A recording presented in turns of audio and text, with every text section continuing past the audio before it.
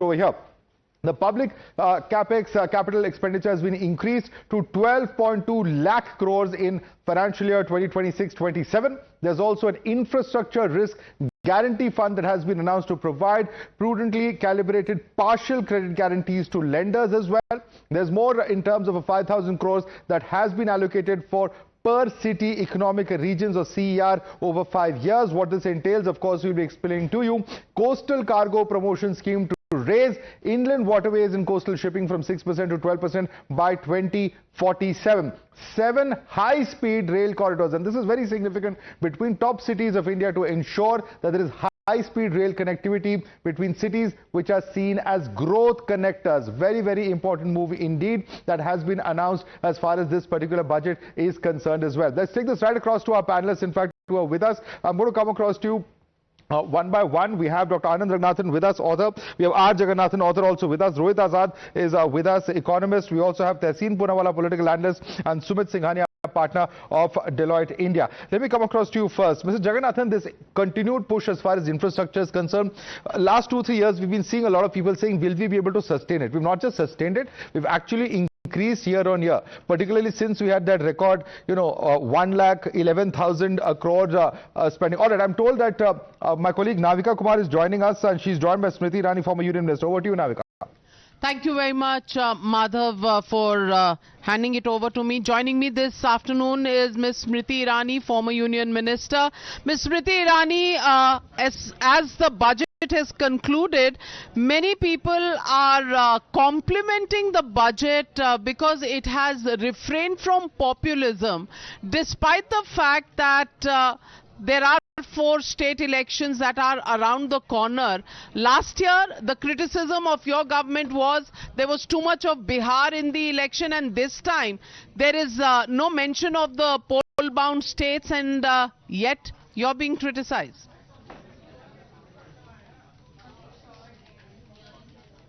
I think this is Chit Bhi Meri Pat Bhi Meri politics, and a clear manifestation of that. I would compliment what a part of your team just pronounced with regards to the budget, a Badhta Bharat budget, and I think it's very progressive, very purposeful, and very prudent.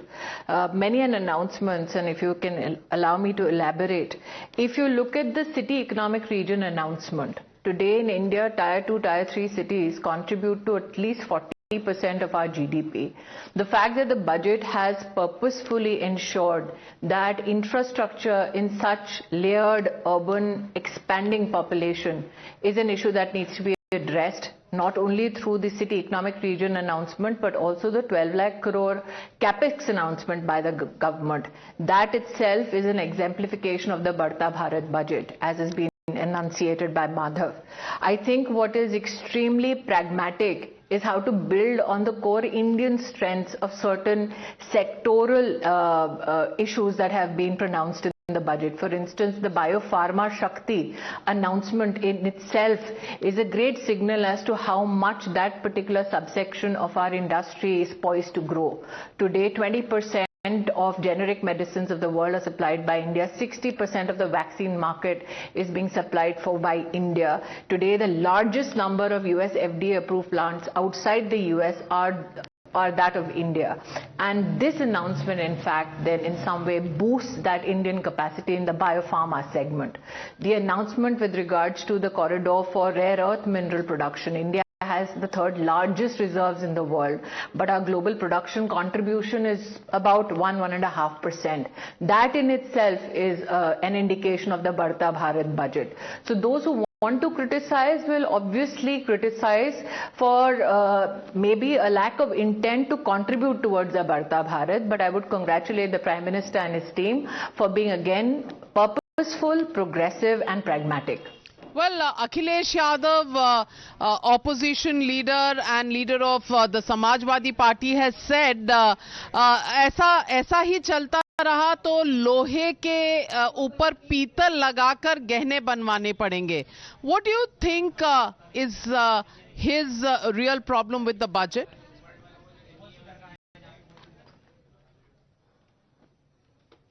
I think the real problem is manifested in that perpetual positioning as an opposition leader, but that is but natural for him to proclaim and not find any positives in the budget. But if he is truly looking at the budget from the perspective of the youth of the country, there is a small announcement with regards to training of 1.5 caregivers within the budget. Now, the care economy in India is poised to grow to around 300 billion in economic value by the year 2030. So the fact that the budget also looks at even training of 1.5 lakh Indians in the care economy segment is something maybe Mr. Yadav missed. The fact that the budget speaks about an expanded budgetary composition or allocation towards electronics manufacturing. The fact that electronics manufacturing has grown in terms of exports from $3 to $5 billion a decade ago to now what, $37 billion possibly is another facet of our growing economy that has missed Mr. Yadav. But then I do not expect Akhilesh Yadav to look at the budget and its pronouncements from a very positive lens. Well, let me also ask you, the G Ram Ji scheme has received a massive allocation. It's more than 96,000 crore rupees. Earlier it used to be in the region of 65,000 in the Manrega form. Do you think the opposition has missed this increased outlay for this scheme just because the scheme's name has been changed from Manrega to G Ram Ji?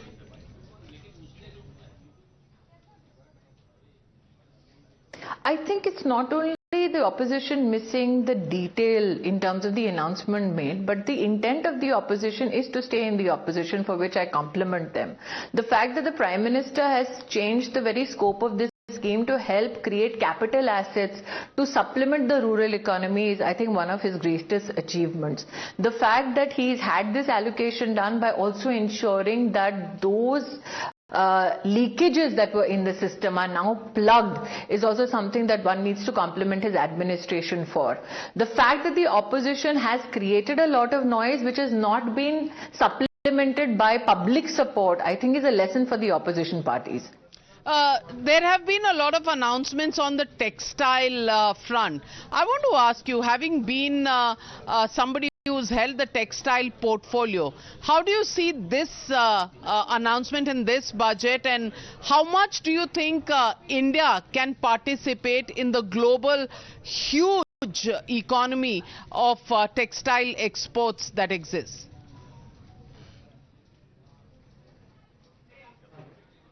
I think the Prime Minister's contribution with regards to technical textile is not often spoken about. Before he came into office, there were no HSN codes which were prescribed specifically for technical textile sector. The fact that the Prime Minister had the greatest privilege of contributing to it, first established the HSN codes for the technical textiles segment, and then ensured that there is budgetary allocation for its growth. That being said, he also ensured that the handicraft, handloom segment of the textile economy are equally balanced in terms of not only budgetary support but also support in order to enhance the skill sets of that sector and ensure that global markets can be responded to from an India handmade goods legacy. So I believe that at one place the Prime Minister has given enough impetus to apparel manufacturing. This is not his first announcement for the textile segment.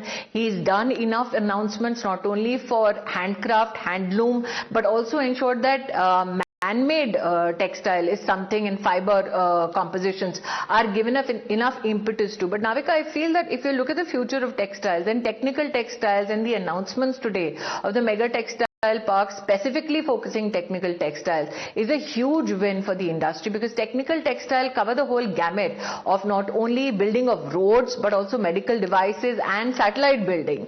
So this is not a particular segment of the textile industry which is focused only on one layer. It has impact across many segments, which includes agro-textiles. If you were to sum up this budget in maybe one line, if you had to give a headline, what would you give?